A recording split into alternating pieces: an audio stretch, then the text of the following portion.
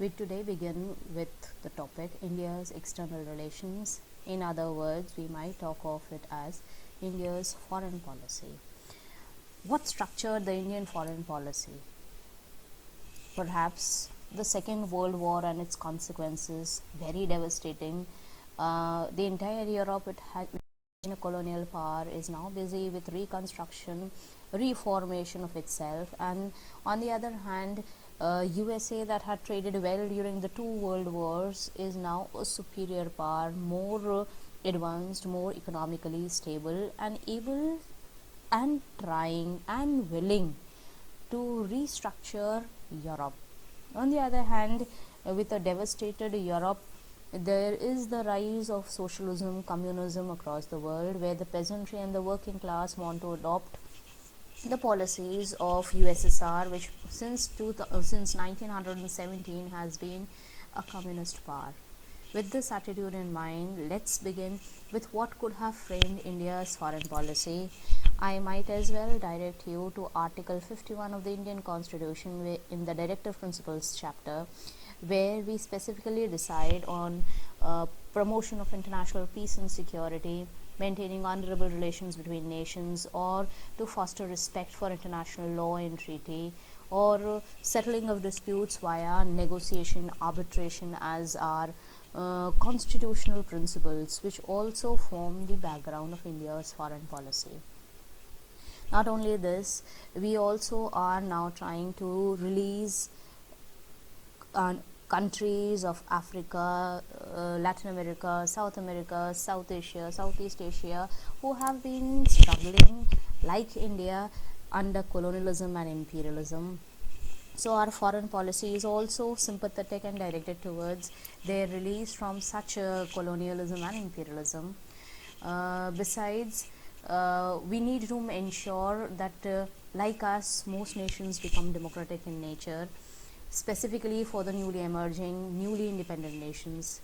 Internally, though the legacy of partition is itself an issue, nevertheless, we are trying externally to bridge the gap that the world is facing as a consequence of the Cold War, where the two superpowers are in the midst of conflict and tensions, where there is always the fear of another war, where there are arenas, but the logic of deterrence does not let them escalate into a world war, where there is an arms race taking place.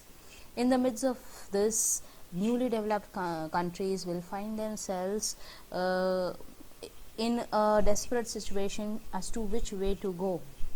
That is where India shall now provide an alternative to these big nations. The manufacturing of nuclear weapons emphasizes on the need of nuclear deterrence in the sense that we need to control the production of arms. The arms race must be managed. We also refer to using of resources without dependence on these powerful nations, and to ensure growth and security, to avoid economic colonialism or to be under debt of the developed nations. As we shall see, India developed linkages with other nations of the world even before independence. The Indian leaders had been in the forefront. I might as well give you an example of Subhash Chandra Bose during the Second World War, where he moved from Germany to Japan to South Asia, Singapore, and framed the Indian National Army. This couldn't have been possible had India had no external linkages with the outside world even before independence. Emphasizing on the need and the importance of a foreign policy, Jawaharlal Nehru emphasized in one of his debates in the Constituent Assembly, where he said, independence is not only internal for the people of the nation, but it is also an external factor where foreign relations are set between one nation and the other, or between one nation and other nations. An independent country is the only means and criteria for for establishing relations with other nations. These foreign relations, once they are out, once they go out of hand, independence is now under their control. So it is absolutely essential that local independence and foreign policy have to be integrated in the broader sense of the term. We talked of all conferences or relations which India had with other nations. For example, even before independence in March 1947, the Asian Relations Conference was convened, wherein Nehru proposed that the people of Asia who had long been under colonial rule need to stand on their own legs and to cooperate with similar nations who had been suffering the same problems, same issues. It also warned, Nehru also warned of the dangers that threatened the world with arms race that was going on, or the manufacturing of nuclear weapons that was being undertaken. However, we might also agree that these also posed a danger of a war at any point of time. Nevertheless, from the Asian Relations Conference, where even Gandhi visited the conference, you could see the image there, we have an anti-imperialist thought. In 1947, there is the feeling of anti-imperialism across the world. In 1949, India, after independence, as a measure of modernization, development, growth, it struggled, or it enforced the idea of Indonesia becoming independent from the Dutch control.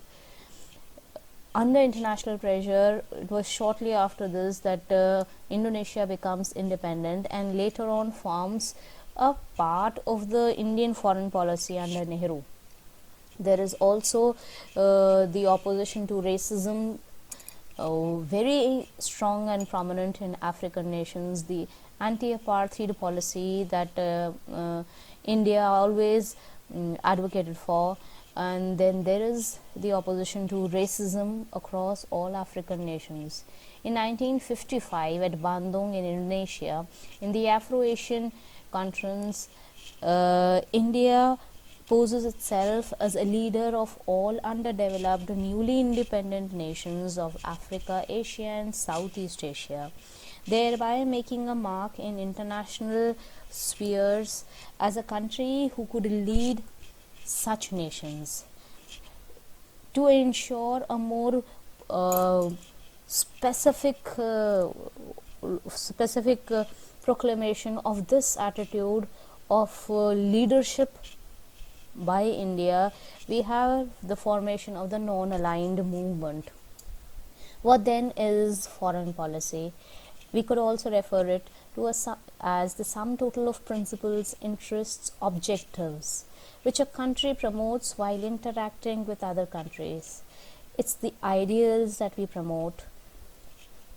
These foreign policies are never permanent in nature, as we will witness through our journey of India's foreign policy from Nehru's times till present days, how it had to be altered, how relations altered from India's perspective from one nation to the other, and how we moved on to our nuclear policy, how it altered. All these foreign policies alter, change with the interest and the objectives of the nation at that particular point of time. So since 1946, with the Asian Relations Conference till Nehru's death in 1964, let's analyze Nehru's foreign policy, wherein we see initially we had a three-pronged approach, three approaches as far as the foreign policy is concerned, to preserve the hard-earned sovereignty, as we just referred to what Nehru's idea of foreign policy was: independence. Independence marks foreign relations. So we need to preserve this sovereignty. This refers to two aspects of sovereignty. One is economic and the other is political, diplomatic. Economic in the sense, I do not want to take in debts, loans, aids, so that I get into some sort of economic colonialism. I do not want to join any of the alliance systems so that I might get into political and diplomatic diplomatic conflicts that were taking place in the world, and I might at certain point of time be forced to send in my military in aid of the alliance. So that's one way these are two ways we preserve the hard-earned sovereignty. Then I need to protect the territorial integrity. Those princely states are still an issue for India, and we need to make them a part of India. That is what we have already solved in the last chapter. We also need to promote the economic development so that economic crisis does not lead us to ask for loans or assistance from all the big powers across the world. Then who do we side with? There are some leaders, some parties, some politicians who actually are pro-US, with parties like Bharatiya Janasangh and Swatantra Party are all out to have good foreign relations with the US. The leaders include Dr. Ambedkar, or even Sardar Patel, who were pro-US in their approach as far as foreign policy was concerned. Nevertheless, Nehru himself, a socialist and supporter of the ideology of USSR, did not actually advocate having a pro-US policy, and instead advocated a new policy in the form of non-alignment. Non-alignment, according to him, would solve a few problems. It would reduce, perhaps, India would perhaps assist in reducing Cold War tensions that were actually taking place across the world. We had active participation in contributing human resources to UN peacekeeping operations across the world, where India sends in its army via or under the aegis of UN, but we still managed to keep away from the military alliances and blocs. The question often asked is, was it complete isolation, yes or no? Before we delve into what complete isolation was, as we've already studied, it is not complete isolation. We find 1956, as we just referred, how we assisted the world in ensuring peace across, like for example, the new colonial invasion of Britain over Egypt's Suez Canal was opposed by India. However, we might also be called as diplomatic, where we find USSR's invasion of Hungary was left commentless by India. Instead of opposing, we chose to remain silent for the sake of old friendships. The emphasis on import substitution.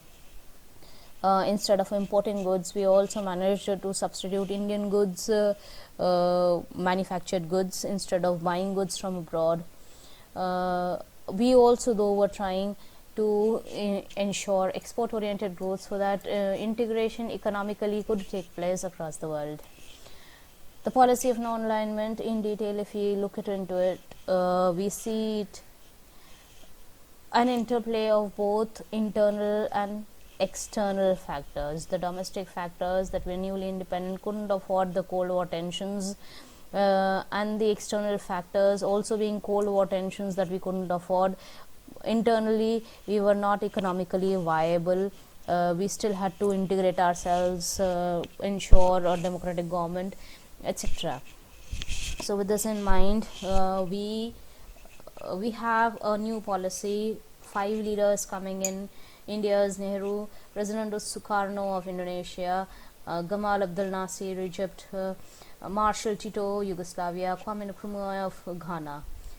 These grouped together to form a movement for the underdeveloped, the newly independent nations of the world, the non-aligned movement. The first summit could be used as a mapwork question.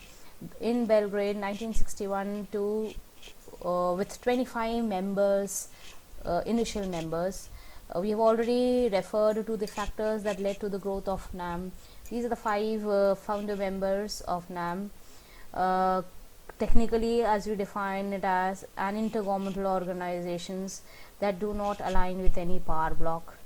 This is the struggle of NAM against colonialism, against imperialism, against a new form of colonialism, economic aid, which martial aid was already performing in Europe, Greece, racism against imperialism, racism, hegemony, aggression.